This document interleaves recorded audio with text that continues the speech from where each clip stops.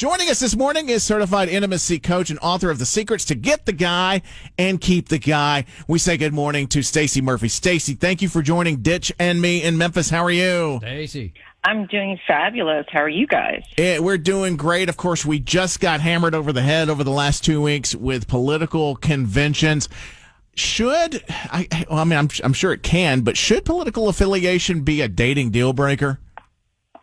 Well, in our current political climate, at least almost 50% of the Democrats think it is, and almost 25% of the Republicans think it's definitely a dating deal breaker. So, I call those, they're in the Cold War camp, right? They're each in their respective sides, and they're staying in their lane. But there are other people that are willing to take that plunge, and if they are, there actually are a couple of things. If they do, their chances of success can be increased significantly. Well, Ditch was mentioning to me when we were talking about how excited we were that you were going to be on the program, talking about how Kellyanne Conway and her husband are now stepping away from politics because they are polarizing figures on both sides of the political spectrum, and now they're kind of stepping away to work on family.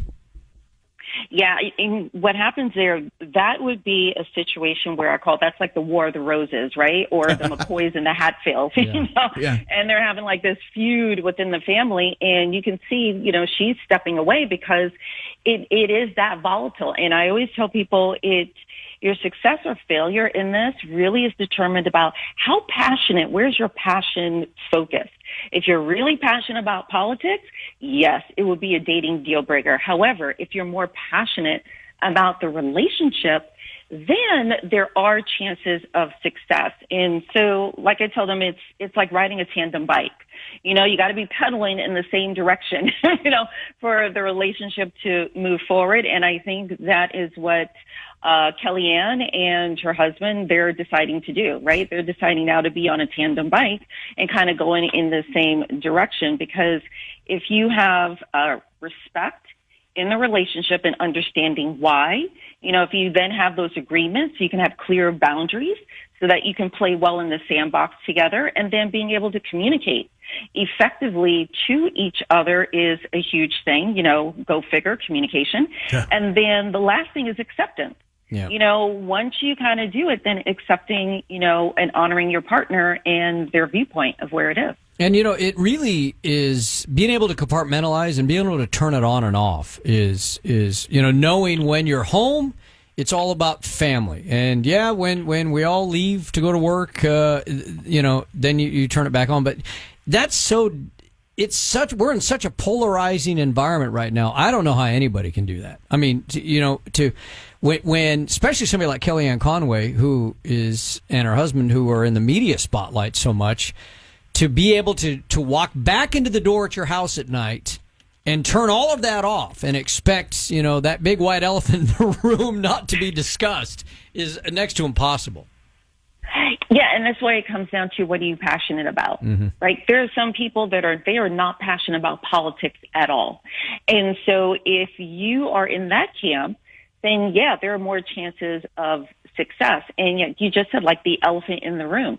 It's one of those things where you have to be honest with yourself first and foremost about how important is it in your life. And if you're not honest with yourself, then you're not going to be honest with your partner. And that's the first place where you need to go. It's really even understanding your own why. And then it's like, okay, are you open to even hearing their viewpoint? And a lot of people right now, they're not open. And this is why we have all of the animosity and all this stuff going back. And the other thing is, we're talking at each other and not to each other. Yeah. And I think also people are there. You hear a lot of stories of people in the workplace who are just, and there are certain places where it should be brought up and discussed, and certain places where it shouldn't be. But in a personal relationship, I know we had a friend of mine on our show here who made a statement on Facebook about, if you don't believe what he believes in, and it was about masks, then you can unfriend me. And I thought, I'm not going to lose my relationship with the guy over this. So we had him on the air to discuss that. And I said, I unfriended you for now because, but it's a very strange time we're in. Mm-hmm. And it's going to continue to be strange for a little while longer. Yeah, no, there's no question about it. And it may even get stranger. Which one has the bigger dating pool, Republicans or Democrats? Well, here's what's interesting. Like I said, it really depends. It also depends on your economic status, and that may be surprising. And what may also be surprising to people is I personally was in the same situation. I dated someone for several years who was in a different political party as myself, and it was never an issue in our relationship. And because we employed those four things, and one of the things I found out was, because at first it was a head scratcher, and then, asking, why, understanding why. And he said, I actually vote with my wallet. He was a stockbroker, so he voted with his wallet. So he was a fiscal conservative, but socially he was more progressive. So just like politics isn't simple, people aren't simple either. We're more complex, and there can be different elements that are there, and really understanding why that is. But at the end of the day, if it's like, that's not going to work for me, then it's not going to work for you. And it's not going to work for at least 25% of the Republicans, and it's not going to work for at least 50% of the Democrats. And so they're the ones that are like, nope, I'm not even going to try in those situations. And I need a like-minded person, and that's their prerogative in which to do so.